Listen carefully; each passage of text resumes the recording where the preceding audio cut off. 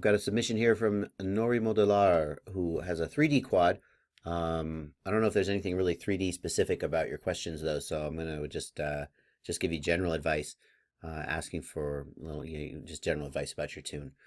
You suggest that you might need to decrease P on all axes, but most on roll, then on pitch, and decrease D on pitch. And just so we get a baseline, you're on rewrite, and here are your numbers. Right there. Your I and your D don't look too far off. At least I wonder if these are just your defaults. Oh, I don't have your version here.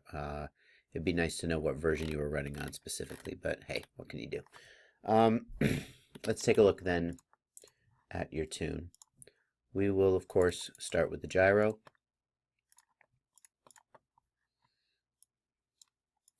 Gyros look super noisy. Yeah, super noisy.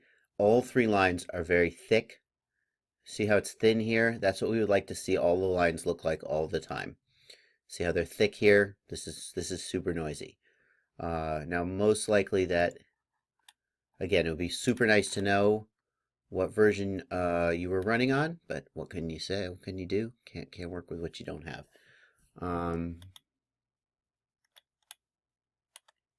I'm looking for your gyro. Gyro LPF is off. I don't even think with gyro LPF off it could explain that much noise though. I mean, it would make the lines a little thicker, but recent versions of Betaflight do a very good job, even with gyro LPF off. It wouldn't be that noisy. So let's take a look at your PID traces then. Here's our roll axis.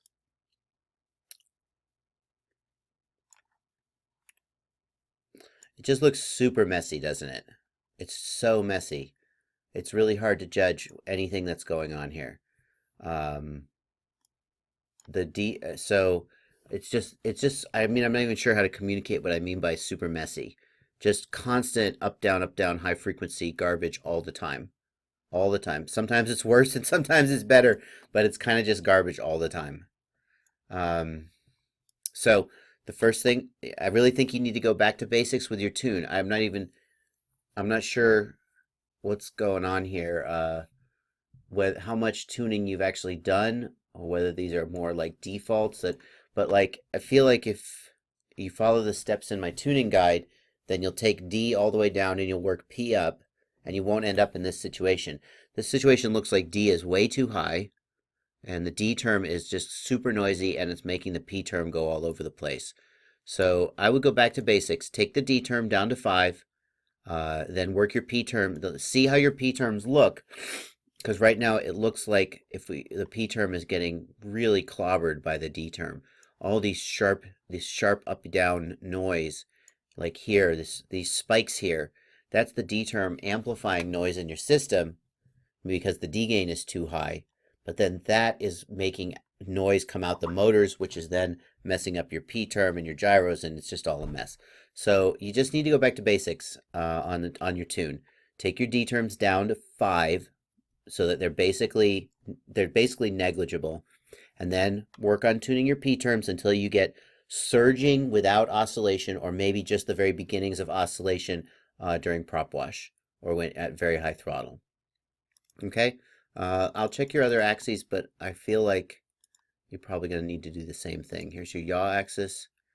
Yaw axis, we can see. So on the yaw axis, D term is fine. P term is way too high.